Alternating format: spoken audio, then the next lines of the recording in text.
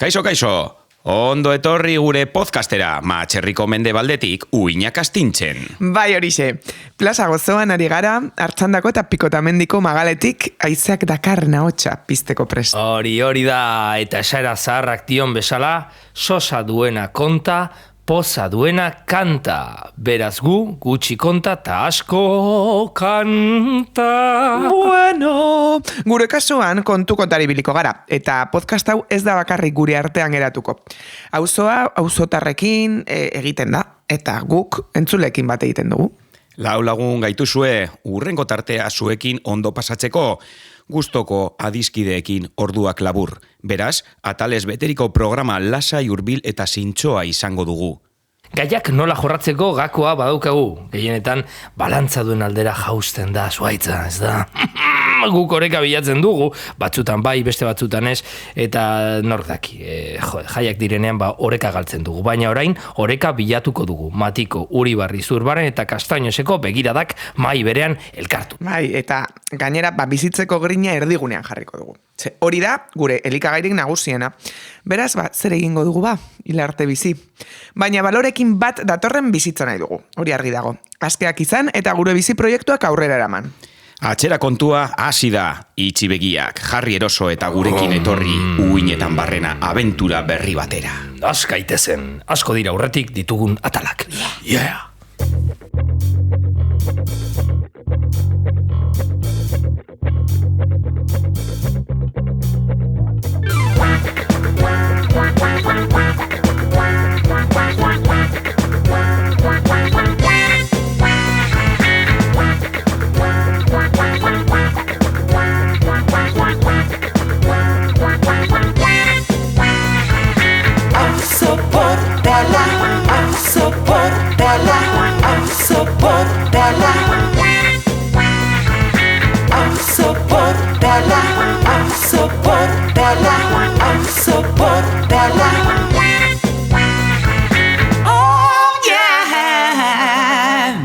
Bueno, eta unai, ze bitxikeria ekarreko diguzu gai. A ber, musikaren inguruan izango da. Trastotxo. Tira, baitu, psikofoniai buruz hitz egin nahi dut. Ara, tori. Psikofonia, ez kakofonia, Ez, psikofonia. Kakak alde batera utziko ditugu, kukak karri zizkigun pilo bat, eta orain psikofoniai buruz hitz egin nahi dut. Argi dago zer den psikofonia bat, baina igual jende gazteak ez dakit. Ez dago modan psikofonia. Lehen, 80, 70, 80 eta lehenengo 2000-tan, 80 eta lehenengo 2000-tan oso famatuak izan ziren psikofoniak. Baina gaur egun, dauzkagun, teknika ezberdinekin, ia ez daude, eta gainera, montaiak ziren garai horretan imaginatu gaur egun zer egin daiteke, ez da, iarekin. Baina, zer da psikofonia? Ustez, azalpen arruntik ez duen ahots edo soinu grabatuak dira. Normalean, nola grabatzen dira? Grabagailuetan, irrati frekuentzietan, edo bestelako gailu elektronikoetan... Magnetofono batean. Magnetofono batean izan daiteke. Ghostbusters! Bai, guk hau gainera horrela egiten dugu, magnetofonoekin, aintzineko mikrofonoekin, noizbait psikofoniaren bat kolatu daiteke hemen auzo portalean.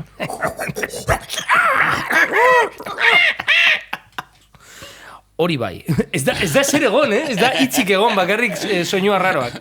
Kontua da, beti zarata dagola. Beti, zarataz beteriko audioak dira, eta entzuten den hori bakoitzean, zuk pentsatzen duzu gauza bat esaten duela, eta beste gauza bat esan dezake, lasaitasun osoz. Hau da pareidolia bezala, badakizu. Guk sortzen ditugula, adibidez, zuek inoiz odeietara begiratu duzue eta zerbait sortu duzue hor odeietan. Hori da pareidolia. Guk sortzen ditugun gauzak elementu ezberdinekin gure irudimenarekin. Tez derrotxaz bezala. Gutxi gora bera, baina pareidolia beti benetazko elementu fisikoak dauzka, ezta? horretara ere aplikatu daiteke psikofoniena. Bakoitzak entzun dezake gauza bat edo bestea. Orduan. Horoskopoa bezala, ez da? Venga, vale, bueno. Irakurtzen duzu eta ulertzen duzu nahi duzuna. Depende. Bai, batez be, bueno, el korreorena, ez da berdina. Deiaren horoskopoa entzu, hori. Edo el korreoren edo zein berri, ere. Nahi duzu moduan. Ez que, horoskopoen redaktorea beste berriak ere egiten ditu. Osa, titularrak egiten ditu ere. Korreoko, bai, zera, ez da? Tira, benetan, hau egi hutsa da, bale? Gainontzekoa gezurra zen. Hemen esan dugun guztia gezurra zen, baina hau egi hutsa da. Bale, orduan, batzuk argiak dira. Eta hemen oso serio jarriko naiz, bale? Oso celebreak eta famatuak dira, adibidez Madrideko Palacio de Linaresen grabatutakoak, gaur egun Casa de América dena, oda Madrideko eraikin mitiko bat, kondena, nobleena, bueno... 80ko hamarkadan oso mitikoak egin ziren mamuen grabaketa batzuk. Eta mamuen grabaketa horietan, agertzen zen bat, ez dut jarriko montaiak dira, baina akojonatzen dute pixka bat, bai?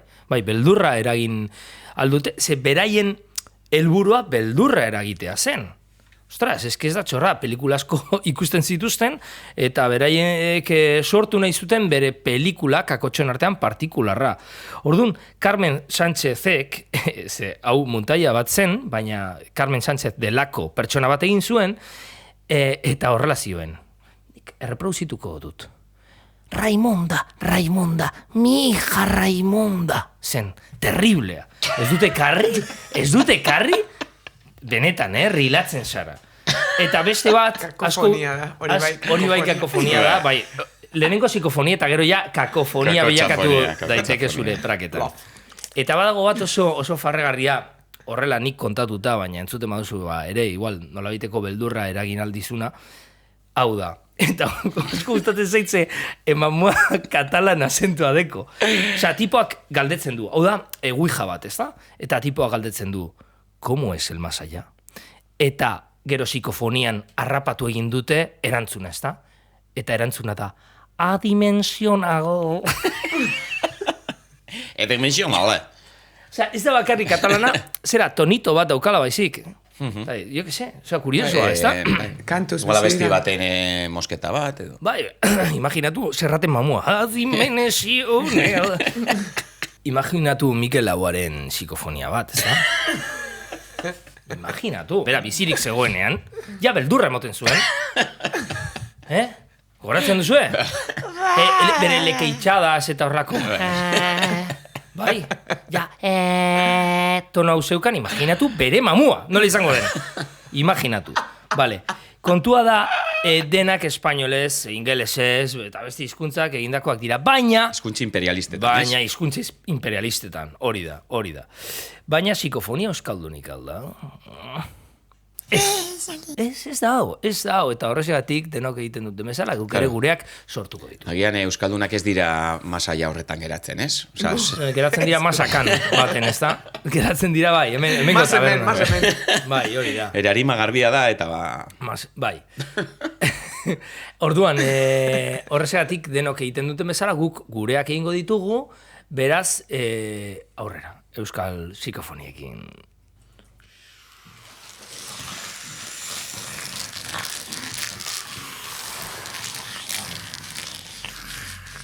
Ongi etorriak... Ongi...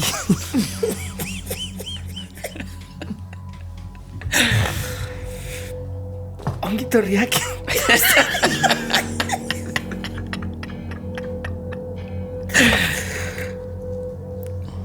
Misterioaren espazioan...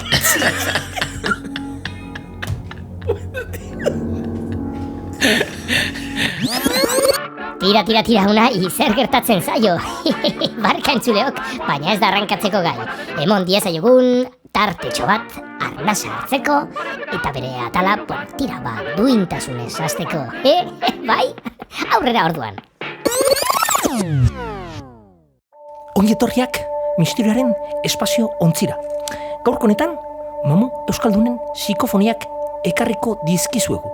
Udaletxeko artxibotik atera ditugunak. Bai? Sentikorrek bazarete, oraindik irratia amatatzeko aukera duzue. Lehenengoa, Bilboko alde zaharrean, hartu zuten. Eta naiz eta oso argi, ez egon? Zerbait somatu daiteke. Entzun dezagun.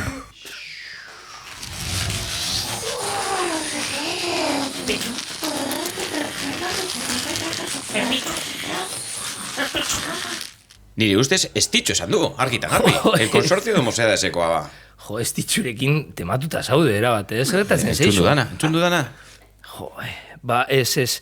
Antza, Elezalde taberna itxi zutenean grabatutako psikofonia da hau, eta zen antza inor geratzen, eta esaten dutena da, kespitxu. Kespitxu. Vale? Guazen bigarren psikofoniarekin.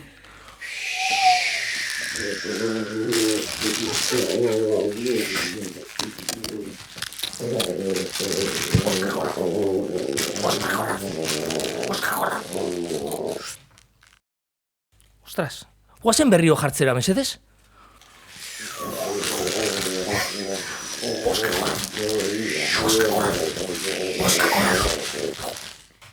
Ba, ez dakit, nik hemen egia esan entzun dut bost talo gordo edo lako zerbait. Bost talo gordo? Ba, iruditu zaite esan dut, bost talo gordo. Bai, hau, Bilboko udaletxeko, barkatu, bueno, beste hau bat jartzen duen lehen, ez dakit zergaitik orain jartzen dut, nirea.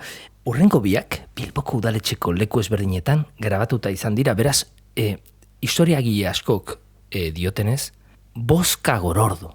Esaten dut, eukenek, bosta lo gordo entzun du. Ni nahiago bosta lo gordo, gazarekin, txokolata. Metafora, diruaren metafora izan daiteke, ez da? Sobre lodi baten metafora, edo bost soli sobre lodien metafora. Zerak dago Euskal Herrian gok ez dugula sobre zurik, pasatzen, talo gordoak pasatzen ditu. Hori da. Espeziatan. Hori da. PNV-ek hartzen du bere erara. Ados, arrapatzen du, baina beste era batean, ez da Valentzian bezala. Folklorikoago. Hori da. Orduan, azkena eta beldurgarriena. Benetan, dinotzuet, aukera daukazu oraindik irratia amatatzeko. Irratia, ikontu zuen, honetan gaude, bai? Irratia amatatzeko. Beraz, entzun dezagun, azkena favorez, Oto Jarreneroz.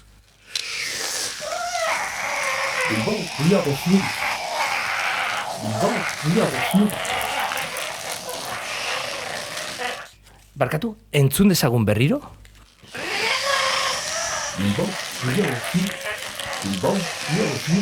Ostras, izue, oso bat. Argita garbi, hemen Bilbao Ria 2000 diote, hau izan zen proiektu bat, danon diruarekin eginda, proiektu pribatu bat, hemen Bilbao txukuntzeko eta garbi usteko, ostras, orduan, hau da? Azkuraren mamua! Eusko Alderdi Jeltzalea txiki geratu zitzaion. San Jordiren gurutzea eman zioten eta txiki geratu zitzaion ere. Negoziatzen jarraituko dugu. Azkenean nahi zuena lortu zuen. Laguntzailea, aholkularia, besteen itzala. Josu Jon Imaz, Josu Jon eta gehiago. Thank you, Mr. President. Thank you for having us here. Thank you. And thank you for opening the door. Klaseko pelota izatetik, munduko jabearen pilotak zurrupatzera. Zerbitzari fidela, Josu Jon Imaz, Josu Jon eta gehiago. So, thank you, Mr. President. Thank you. Great job you've done. Thank you. Orain, Imaz 3D. Bueno, lagunok, eta nik egia esan, kakofonia bat grabatu behar dut orain komunean. Orain? A ber, badakizue. Grabaketaren erdian. Ja, bueno, baina, nire beharrak ditut, eta kukak dion moduan, bigarren garunari kasu egin behar zaio, eta, bale? Osa, nire osasuna aurretik da. Eraman magnetofoia grabatzen baduzu zerbait. Bai, venga, erbarte. Nengo dugu grabaketa baten grabaketa, oda meta grabaketa. Wow. Bueno, azkenean ez du euririk egin, aratuzteetan, posik egon gara. Bai, Jode, gustura egon nintzen, 2 minutu super gustura, gainontzekoak oso txarto pasatu nuen. Ez. Keba, bai, ondo egon zen, nortzuk irabazi zuten, jaz dute zer horretzen. Bate. Jode, Brianekoak oso ondo egon ziren. Hori Brian. Tarrak. Brian Tarrak. Bizitegi. Bai, haupa bizitegi. Eta... Izan bestea. Oi, nor dator hemen. A ber, kukaren espero genden. Eta hau ez da kuka, antza, ez dakit. Baina, zuze egiten duzu hemen. Hola, Gaizto. Hola, Gaizto. Daukazu estudio honen gitza.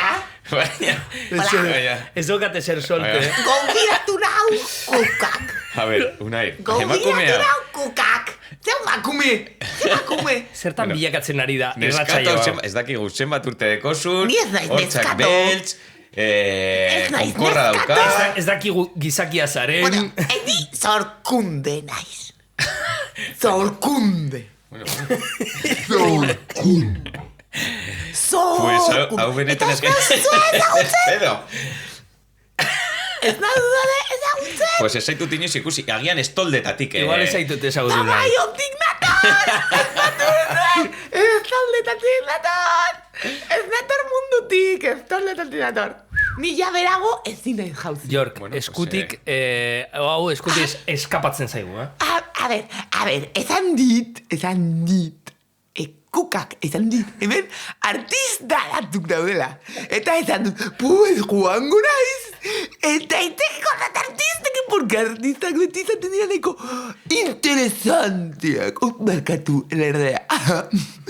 Eta oso interesanteak zareten ez? Ba, esan dut, pues, etorriko naiz, zenik sortzaien launa naiz. Oso. Bai, eta ni galderak dituzuentzako galdera asko. Zai, bueno, ni ezagunda naiz auzoko sortzaien artean. Egin ziren Unibarrin eta Matikon sortzaien arteko topaketak. Eta hor oso gente interesantea. Bueno, haiek uste dute interesanteak direla. Claro, zue bezala. Ze, claro, zuek egiten duzue podcast bat, ze uste duzue, ezaten duzuen guztia interesantea dela, ez da? Bakala, eski baietz. Gaur email Ondo bat jaso dokumentatua. dugu. Oso pozik Emaila, gaude. email bat, Bai. interesantea. Eta zema jende bila bat ikuste, eta zuek ja famosoak zaite, ez Bueno, da? hogeita 10 pertsonan arteko. Ez da berroge YouTube, ja, daramagu eta dira, pilo bat. eta zarete lau, eta bakoitzaren, pues, lagunak, eta ezagunak, eta punto, Familia. Ze, bai, Influencer bat egoteko ba hor dago sokaz. Eta bai, influencer, ai, eta zen zan aldia zue, zergatik artistek uste duzue, esaten duzuena, interesgarria dela, zergatik uste duzue zuek? Pues gizartean gabezi bat dago, eta guk ematen dugu. Eta zuek zarete utxune hori, kubritzen dutela, Bai, que bete behar monos! dugu. Bai, ni saiatzen utxuneak betetzen. Que cosas. Eta zezantzen ezagete bai. Artisten egoaren inguruan asko itzin izan da. Asko. Eta ze esaten duzue. Zuen egoa, ze tamainakoa edo, ze forma hauka. Patata, kakauete, iarria... Pues Nire egoak oso txikia da. Nire kakahuete baten tamaina dauka. Kakauetea, ja, claro. Arroz frijitu bat. Arroz frijitu. Ai. Forma, gorringo eta zuringoarekin. Ze humilak, Noski. Super humilak. A ver, venga, Gure ospeak ez gaitu aldatuko. Oso portalean gaude, Kontratua- Euskadi gaztean. Kontratuak datozenean, uko Osea, claro, es que etzan didate badaudela bi artista muta. Bizi direna miserian, eta gero direna superforrauz. Bueno, eta gero daude beste hartzuk tartean, hezkuntzara dedikatzen direla arte egin nahi duten bitartean ere bai, ez da? Bai. Oiek ere zizitzen direla, ez da Bueno, didate. asko dira. Bai, bueno, hemen badaukazue. Edo bi, Ostia. edo hiru. Ostia, zen polita, zen polita. Eta gero esaten dute bizio asko dituzuela, artistek. Hori ala? Bizi edo bizio. Bizio. Bizio, bueno, Bizio. gure inguruan ere. Drogak, Ez, baina gu beti ukatu egin ditugu. gehiagikeriak. Ez. Osea, eta goz artistatzu direla straightzet, eta zuek ezarete. Hori. Bai, estreitxek ez dira artistak, dira bakarrik, bueno, marrullero. Bueno, hori marrullero. Barbara Streisand. Hori zuk esango duzu, Ez, a ber, baina zertan geratzen gara? Dirurik gabe gaudela edo drogaz leporaino gaudela? Dirua daukagu. Pues dirurik ez daukazuela, perkatu. Ba, dirurik ez erotzen daukagunean, zait. hori, navajeroarena egiten dugu, eta Dirurik ez bajatzen daukazue- gara Kastainoseko hoteletara, eta bai, kartera kosten ditugu. Ja, claro, hori esaten duzula, Ba, ze hori da trendi, gangsta izatea ere, oso artista da. Artista asko, gazta, ez? Periferian bizi direna, pobreziarekin tonteoan, eta horre asko saltzen du, Egia Eta da. horrek urrea da nama, Bai. Ai, eta zue zarete hori, ez ikusten zaizue, beitu zeako estiloa daukazue. Gazta baina, Solomo Gazta. bizitza osasuntsua dara magu. Bai. Beti bertoko elikagaia jaten eta lagunak izanik. Eta beste gauza bat, esaten da artista izateko sufritu behar dela. Eta zuek, auzoportaleko, zuek sufritu duzu ez da? Esate dute ere, dela, sufrimendua dela artistaren motorea. Orduan zuek dituzuenez bizipen hain importanteak. Ostras. Zuen bizitzan. Sufritxerari botatzen dituzen eskupitajo egin, Eta gorri jartzen nahi zazu. Pues jodiu zaitez. Oie, Jodiu, porque horrela hitz egiten dut, eta inklusiboa izan nahi baduzu. Bani, ez esan berriz ere inklusiboarena, beste lerden bat. Musuko bat jarri dako zenuke, ez? Ez que ez daukat paletarik, eta ez dut horretzen izan. Ez que hortz oiek ikustea, mesedez. Ez hortz, dira, ez hortz. Eta da konzeptual. Bueno, bukatzeko, nik nahi dute performance bat, zeni ere pizkat artista izan naiz. Horregatik natorren tokitik. Vale, zeni artista izan naiz. Baina, badakizue artistaren sufrikari hori barrutik dara magula. Ba, ni barrutik eta kanpotik behitu Oso bezala. intensoa dira gure bizitena. Jauziko gara, baina txatu ere bai. Artista esan nahi du. Ez que ni artista naiz. Ba, ez que ni badakitzeri buruz ari naiz. Ba. Ni artista naiz. Eta detz nahizuet azken laguntza bat eskatu, zemen, kaku usaia dago, eta aldi nahi dute batik. Naiz eta nire usaiaren nahiko kakofonikoa izan da. Aspaldi zara bitxatu. Zuek, egin aldea zue base bat, ze zuek artista zaete, eta zuek egin base bat, eta esan pare bat hitz, eta nik improvisatuko dut performance bat.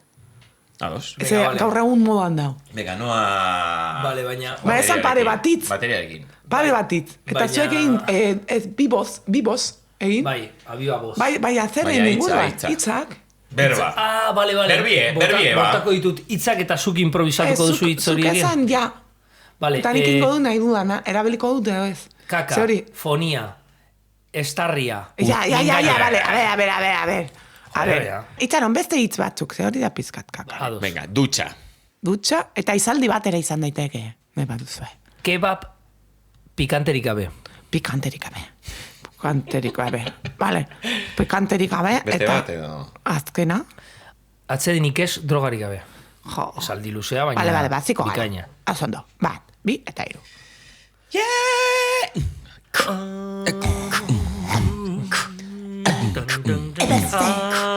Hementxe zorkunde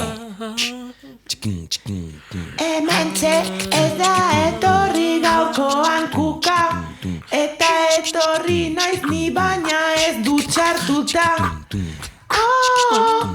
Atxedenik ez drogari gabe Atxedenik ez drogari gabe Hemen egotea auzo portalean Da neukana bihotz barrenean Ateratzen zaitzarroa hortzetan Eta hile pila bat bekainen artean Drogarik gabe atxedenik ez Drogarik gabe atxedenik ez Atu paracetamol Ba hori, eskerrik asko, performance itzela izan da nire. Azkenean... Bai, azkenean... Ondo bukatu da, Oso polita. Ondo joaten ari da saioa. Arratoiak daukazu publiko bezala, ez? Artista naizenez, denek jango dute, egin dudan oraintze kakofonia hau, denek jan beharko dute, entzule guztiek. Eskerrik asko, bale? Zelulosa maite dute.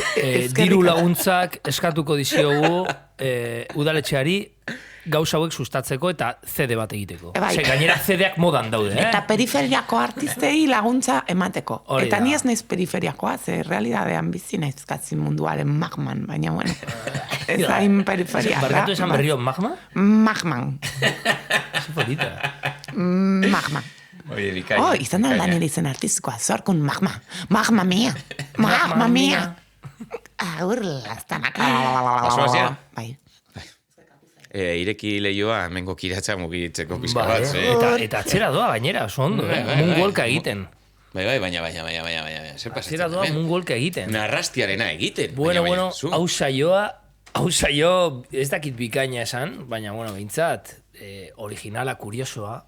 Bai, pertsonaiak dator, pertsonaiak badoa, sinolako, prestakuntzarik gabe. Entzuleak galdu alditugu, baina irabazi. Estudio honen giltzak, edo nor pertsonak izanen ditu, ikusten dugu moduan. Edo zeinek sartu alda, hemendik tironina batekin, edo paratxute batekin, lehiotik. Jo, esan txutek. Baina nondik esatu, zu. Ez que ja ez dakit Bristol eskalatik ateratzen den zerbait, baina bueno. Nabarik guzuk iraz pizka bat, hemen egon dalako beste pertsona bat, ez duzu... Bai, onan estolda usaina dago, hemen. Hemen gertatutakoa eskerrak ez duzula entzun, somatu eta sentitu eta bizi. Baina, bueno, gero entzungo duzu podcastean. Hau da metakonizio bat. Karo, hau da meta.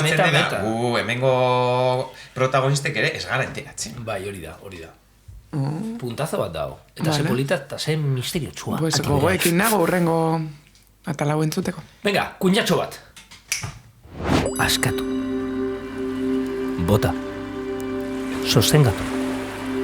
Konektatu. Zure buru akademia, eskola bat baino askoz gehiago da. Zure etxea da. Zure gorputza zure tenplua delako. Eta zure gorputzarekin baldin bazatoz, etxean bezala sentituko zara. Zure buru. Antikapitalista zara? Ezkertiarra? Haserre altzaude munduan gertatzen denarekin? Ez zaitez azerrotu. Eta bakarrik zentratu zaitez zure esku dagoenean. Aldatu zure militantziari dedikatzen diozun denbora eta zure buru akademian... Yoga, txikun, biodantza, ecstatic dance, akupuntura, meditazio, musikoterapia, osonoterapia, pranayama, berjaiotze edo rebirthing, temazkal, mantra erresital kolektiboa. Eta askoz gehiago ezagutu. Zure buruarekin konektatzea da lehen pausua. Zu eta bakarrik zu.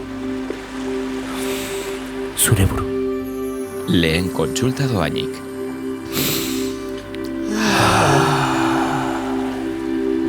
Bueno, dakizuenez, jabete honetan inauteriak izan dira auzoan. Eta galderatxo batzuk egin dizkiegu bertan parte hartutako pertsonajei, bakoitza bere mozorrarekin. Uribarrimatiko jai batzordeak antolatutako inauteri jaian gaude, milaka mozorroen artean, eta galdera batzuk egingo ditu hemendik ditugun lagunei. Besteak beste, dalmataz jantzita dagoen Inigo topatu dugu. Nola da emakume hau? Malefika, pentsen, no? Malefikak zer esan dizu dalmata moduan? Bueno, txarto portatu gara, baina, bueno, hausoko inauterietako jaialdian harrapatu dozku, eta, bueno, gure lekuan epini dozku. Eta harrapatu nahi zintuen, ez? Lortu egin du? Lortu da, bai, gu eta gure umeak. Eta ezin izen eskapatu, ez da? Euskara eskapatu ez. Harrapatu dozku, baina, bueno, azkenean ondo gauz. Garesti saldu du zuen larrua, ez? Hori da.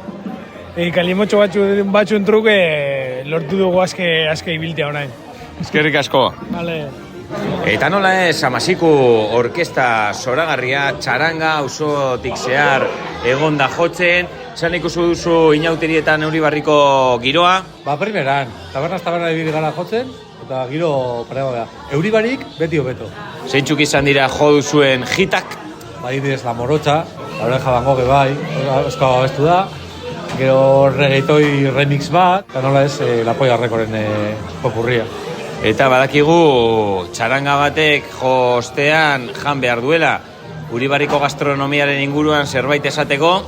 Primeran. Ian dugu oiazkoa eta beste batzuk solomilloa. Patatekin ezin dugu, ezin da palde bat bakoitzan zat, ezin izan dugu, baina bueno. Eskerrik asko, Samasiku, lan bikaina. Harry Potterren inguruan mozorratutako kuadrilla bat daukagu hemen, nolako etxizoak egin dituzue zuen lagunei? Alojomora eta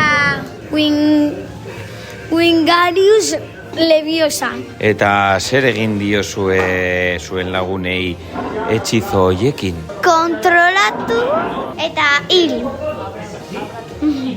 Eta horaka. Eta abrakedabra? Bai. Eta hori zer da? Eta Hemen daukagu azkenengo itxizoa. papaya.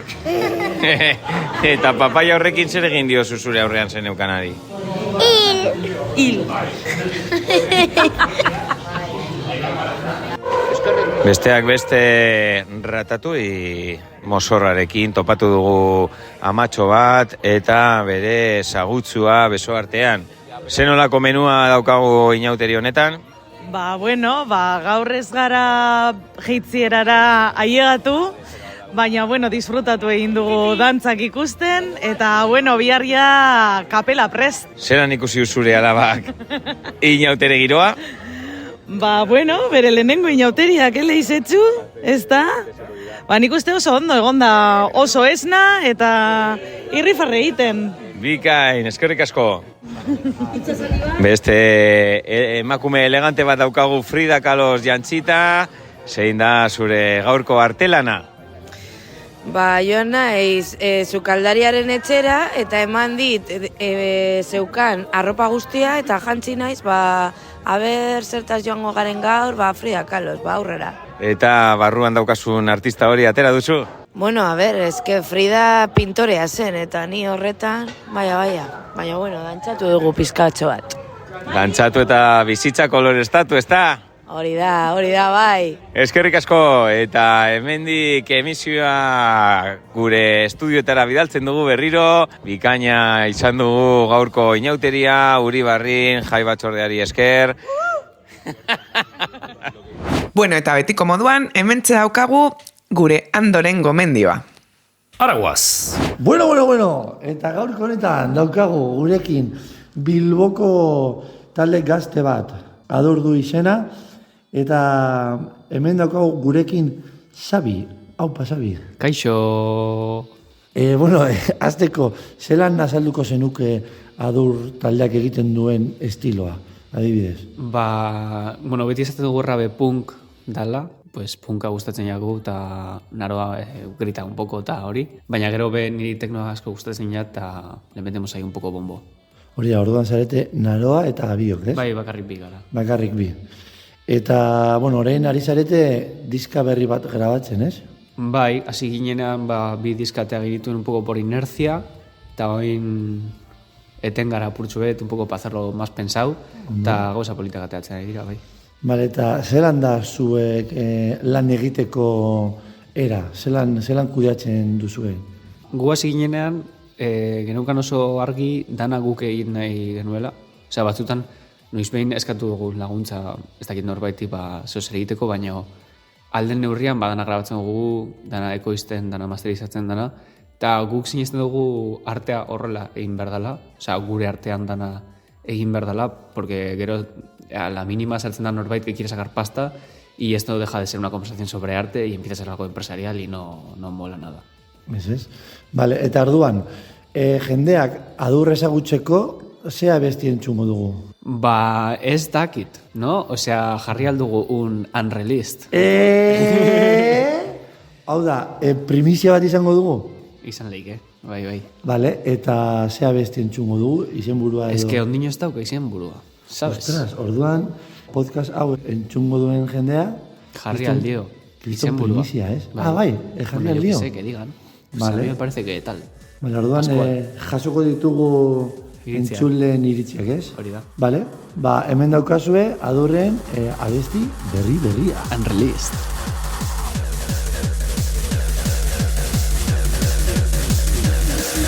Yeah.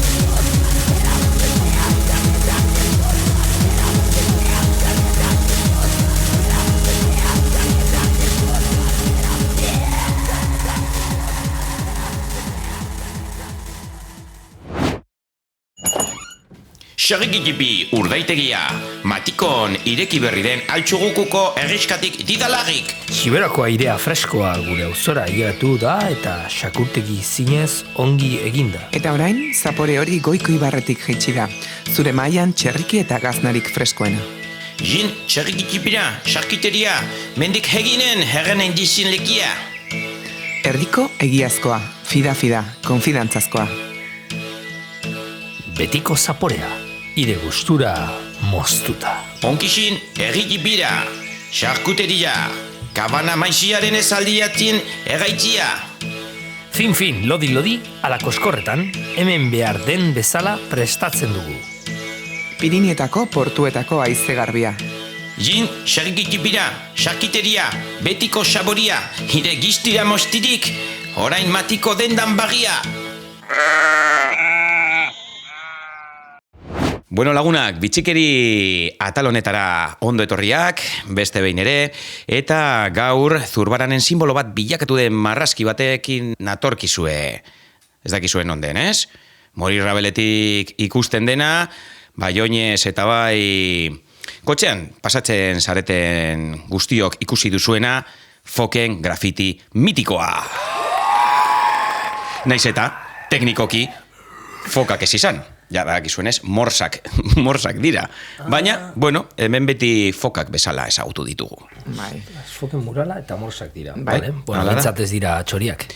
Marrazki honen inguruan historio pizka bat nahi duzue? Bai, noski. Venga, ba, bueno, pues, jakin dezazuen, 1994an, auzoan garai beltz bat bizi izan zen. Hamarkada horretan batez ere, 80. hamarkadan, pues drogak bete-betean sartuta seguden gure gizartean, batek daki noren eskubeltzarengatik, eta gurasoek, atera nahi izan zuten, pues bueno, buelta bat emotea giro horreri ez, eta eskautaldeak, Zurbarango eskautaldeak eta parrokiaren laguntzarekin, pues bolo-bolo zebilen lelo bat erabil zuen. Enfoka zure bizitza, euskeraz ikase, bai? Euskeraz ikasi, euskera sustatzeko kanpaina, eta enfoka zure bizitza gazteak drogadikzioatik atera alizat. Hori zen helburua, hau da. Enfoka zaitez, joan zaitez bideonetik, eta ez hori da, ziringeratxetik. Zentratu zaitez, zeren lehen, bueno, pues, mugikor Nokia zahar baten argazki bat, baino desenfokatuago zegoen gizartea. Bueno, kasu honetan, gazteak, ez? Eta hor dator, hitz jokoa, esan duzun bezala, enfoka, foka, gakoa, zulertzen da. Foka batek enfokatzen du. Hori da. Enfokatzen zaitu. Hori da. Bideonetik, eramaten zaitu! Eta nola ez lagunak, pues, zera, iragarki kanpaina hon bat bezala, pues behar du bere polemika, ez? Eta non lortu zuten polemika? Pues badakizuenez, bi animali hauen jarrera, esan dezagun deigarri batean, jarrita. Ze uste duzue? Ez dakit, bata bestearen bizkarra raskatzen ari da... Nik uste dut gizarte koitozentrista batean bizi garela. Eta ari dira elkarri mimoak egiten. Baina gure begira da, pues hori, koitozentrista da. Bai, nire begira da horrela da. Dudarik gabe. Beste batzuk, enfoker, eso enfoker. Hori da, neretzat dira las focas foker, eta oso posik daude, bata bestea fokatzen. Que te foken. Bueno, pues beti egon da hor lotuta bitxikeri hori, zer egiten ari diren, edo ezer, edo bakoitzaren irudipenan ustea. Bai. Baina ja Zurbaranen simbolo bete-betean bilakatu da. Baina gauza bat, Fontxo, baina... marrazki egin zuenaren helburua zein zen? Osea, zer irudikatu nahi zuen, ze akzioa egin nahi zuen? Nik uste dut zaintza ez da? Elkar zaintza, zaintza. Bai, besarkadak, mimitoak. Ez dizkio nahi bere, ez du nahi ziztatu. Letagin horiekin ez du nahi ziztatu. Baina ziztaden, ziringen ziztadetik aldendu nahi zuten, baina ezkedan hor dago. Ziztada, norabaiteko ziztada bat dago. Hor dago.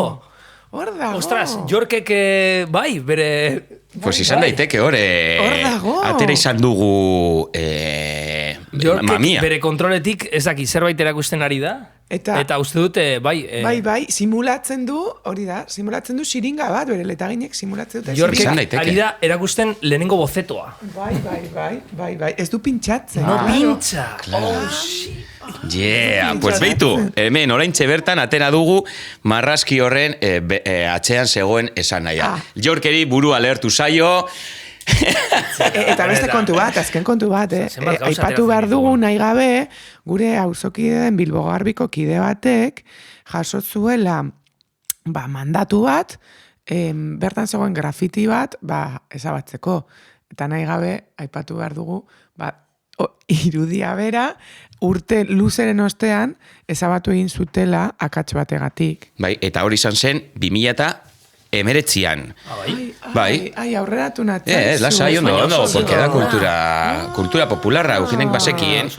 Baina horrek, Zurbarango biztanleriaren amorrua piztu zuen marrazketaren atxinketa, eta herri eskaera baten bitartez lortu zuten berriro marrastea. Bai, horrela izan zen. Noiz izan zen? 2019an. Baina, esan behar da, beti ez dala egon grafiti hori. Marraztu zen ostean, gero, serri baten, marrazki bat egon zela urte batzuz, baina 80. hamarkadan berriro margoztu zutela igeren, eskolaren guraso elkartek eskatuta, eta gehitu zioten Zurbarango eskola molaren leloaren partea. Zin interesgarria. Bueno, esan nahi nizun gauza bat, galdera bat, ea zudakizun. Bilboko garbitzaile brigadak, iriko grafitiak, kentzeko, berez ez da grafiti bat, da mural bat, beste, formatu bat da. Baina, zer jarri zuten horren ordez? Ez txuriz margoztu. Nora gustatzen zaien txuria. Edo grisa, suposatzen dut, grisa. Txuria baino, grisa, bai, beti, grisatzaileak. Bilbo grisa nahiago, asko zabe. Fonchito, ventilado. Oso ondo. Enfoka tu bizitza. Eta ez egin ziztadarik. Elkarrizketa.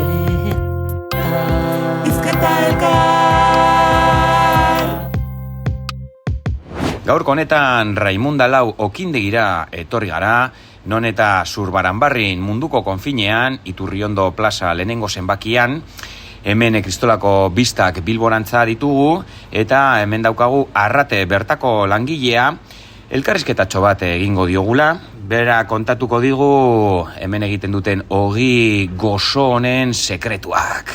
Gurekin geratu. Ongi etorri, Arrate. Apa, ongi etorri. Bueno, eta ezinbesteko galdera, nola okurritu zitzaizun okina izatea? Niri familiatik etortzen zait, eta azkenean beti naiz eta ikasi, eta zure gauzatxoa biletu nahi izan, etxean eskutxo bat bota behar da, eta hemen magiarekin gelditu egiten zara.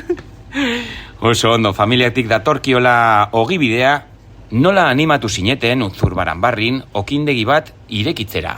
Aspaldian, okindegiaren gauza gure aitzitzek sortu zuen eta gure aitzek landu egin zuten eta ikusi zuten, antzinako ogitegi modelua pizka bate zarkituta zegoela eta nola zabaldu alzuten eta denda txikiak egiten eta jendari hurbiltzen hasi ziren. Orduan, Zurbaranbarri bada alako auzo jende langilearena, jende asko bizi dena eta azkenean, beraiei gure ogia hurbiltzeko, hemen sortu genuen denda. Oso ondo, ekintzaileak Zurbaranbarri auzoan. Bueno, eta Arrate, zertan datza ogion bat egitea?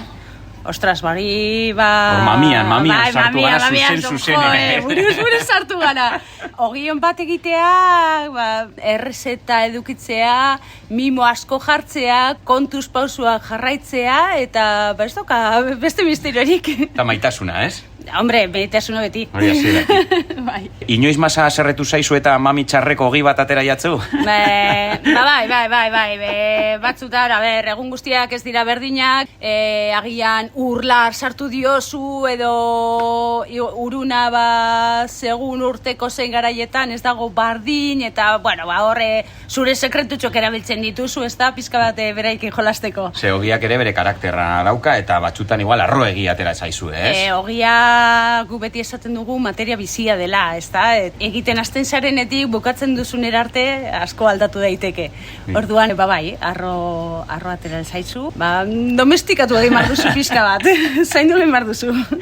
Zer eragin du hartzidura denborak ogiaren zaporean, ehunduran eta digestioan?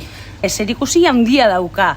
Hartzidura edo, fermentazioan esaten dunik. Azkenean, gero eta denporan zabalago izan, eta gero eta ez badiozu usten lar fermentatzen, askoz gozoago urtengo zaizu ogia, eta jan egiteko orduan, ere samurragoa izango da, elastikoagoa, atseginagoa izango da.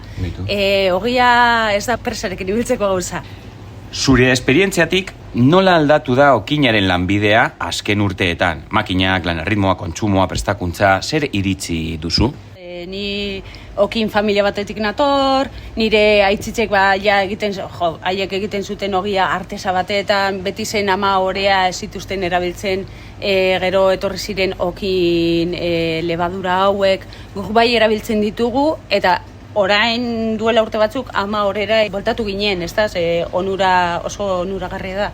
Gaur egunean, prozedura industrializatu bat egiten duzunean, badaude enpresa oso handi batzuk, oso automatizatuta guztia, pertsona gutxi daude lanean, zehain automatizatuta dago, eta milioika ogi ateratzen dituztela. Claro, ogi hauek ultrakongelatuta egon aldira, munduko, eta egoan erabot aldituzu, nahi duzuna, fenomeno. Kriston diru ekarpenak harri aldizu, ez da, pipa, tornilak bezala egiten dituzu. Baina, claro. Ez dago mimoa, ez dago lastanketa, ez dago maitasuna. Hori da. Eta nabaritzen da, urrengo egunean, burdinezko barra bat baino gogorrago daudela, ez? Edo kontrakoa, hain bigunean elastiko, igual agin bat ere utzi alde dezakezula. Azkenan guztiok hartu dugu noizbait, alako giak gasolindegi batean, supermerkatuan. Momentuz oso de pastillak edo kapsulak dragoi bolakoak, hogeiak ateratzen direna. Baina, igual ezten da. Seguro. Fijo. Goazen erritmoan. Lanaren zer zati ez du inork imaginatzen eta dirudiena baino askoz ere romantikoagoa da, Arrate? Hau oso pertsonala da, benetan, pena ematen dit galdetzeaz, konfesatu egin behar dut. Niri pibak gustatzen zaidana, eta oso intomoa da niretzat, ogi hori fermentatzen dagoenean ematen duen usaina. Ez da labekoa bezalakoa, eta jente askori igual ez zaio gustatzen, baina niri fermentu usain hori pila gustatzen zait. Gainera zu okin familia batetik zatoz eta usain hori etxean egongo da edo inguruan egongo zan betidanik, ez? Bai. Nire senarra adibidez ezagutu ninduenean eta nire familiarekin jan zuen lehenengo aldian harrituta gelditu zen, ze leku batera joan ginen, eta ikusi zuen guztiok egiten genuela berdin, ez da? Ogia zabaldu, eta jan usaindu. Beti, usaintzen dugu. Esan dezakegu zure senarrak harrapat zintuela eskuak masa artean. Hombre, edo ni masarekin harrapatu nien berari, ez dakit. Zer adierazle erabiltzen duzu, masa bat errezetan markatutako denboraz arago prest dagoela jakiteko? Momentu honetan ez egin barrerik, ze hau da, bere nire gauza oso pertsonal bat, amasatzen ikasi nuenekoa, justo hori tekstura puntua jakiteko noiz egoen apropos. Eta azkenean ikusi nuenean, konparatzeko, jakiteko, izen bat jartzeko, nik deitzen nion tekstura tetita. Benetan, titi bat ikutzen bezalakoa. Bakit oso gauza berdea dela, oso pertsona, baina nire imaginarioan, bazen titi bat ikutzen bezalakoa, fenomeno, prest dago. Eta Arrate, sartuko gara are gehiago area pertsonalean, zure bizitzan, ikusi dituzun ikusentzutekoen artean, zein gomendatuko zenieke gure entzulei? Nekien galdero beturriko zela. Eta justo ni baniz pertsona bat telebista lehen asko ikusi nuen, orain apenas ez dut ikusten, eta gaina siesta botatzeko erabiltzen dut. Orduan ni beti bueltatuko naiz 80 marraldeko pelikula hoietara. Nik orain Los Goonies ikusteko gogo pila bat daukat. Los Osea, gaine, Goonies, Stranger ona. Things ikusi dugu eta da, como, los Goonies ikusi behar du, tia. Kuadrilla hori gazteena, ez? Aventura salea. Bai. Ez logoteta, ez? Bai, ez oso ona. Nola ez, azkarrizketa izteko, zer mezu bidaltzen diozu mundu oneri? Bueno, zer nahi duzu, mezu komertziala edo mezu espirituala aukeratu zu? Espirituala. Konektatzea inguratzen dizunarekin, jendearekin, lurrarekin, airearekin eta disfrutatzea momentu guztiak. Bueno, eta honen bestez, arrate agurtuko dugu, hemen Raimunda Lau okindegian, Zurbaran barri, Turriondo plazan, lehenengo zenbakia. Eskerrik asko guztiagatik arrate, eta zure jakinduria gurekin konpartitzeagatik. Eskerrik asko zeu hori, elkarrizketagatik eta denbora honegaitik. Bueno, eta iritsi gara bukaerara. Tira, bai. Borobila, atera zaigu. Bai, gidoia beste behin ere lehertu dugu, idatzitakoa pikutara joan da. Ze gidoia. Ereinda, sempre hau. Oso ona, osa. Eta hori ereinda, Ereinda, badaude hitz bereziak, Bai. Aipatuko ditugu. Hemendik, esaten dizuegu, imeilera lehenengo mesua jaso dugula, garazi delako batenak, animoak emoten dizkigula eta bi hitz ekarri dizkigula guk urrengo ataletan erabilia izateko. Ondo lotu duzun. Noski baietz. Lehenengoa spoiler. Euskeraz nola esango genuke? Izorraki. Guztio baki zu zer den. Spoiler bat egitea, pelikula edo zerbaiten aurre esan bat besteari drama guztiaren misterioa edo zera hori kenduta, ez? Izorraki.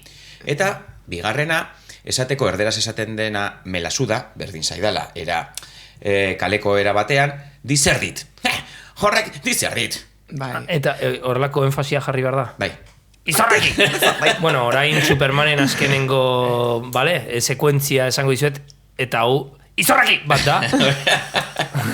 Ostras, bapaten mosten da, giroa. Integratzeko bitz hauek, esango dugu, ez dugula egingo gure urrengo atalaren izorrakirik, baina bero datorrela, urrengoa bebai, eta bestaldetik ere, animatzea bidaltzera gure emailera mezuak, ze guri ez dizer digute, gure zuen mezuek. Beraz, gogoraraziko dugu, emaila, agian? Hori da, auzoportala.podcast karekin abildua gmail.com. Eta nola ez, agur bero bat bidaltzea, gure mauka euskaltzalean topaguneari, bai, auzoko topaguneari. Mauka euskaraz barra. Mauka euskaraz barra. Eta besterik gabe, ezta? Gaizki esandakoak parkatu eta ondo esanekoak gogoan hartu, ezta, ekipo? Hori da, eta azkeneko bestitxoa, ez da, eklesiastikoa. Raimunda nire alaba, no te da. Hemen ama! Bedenkatuak.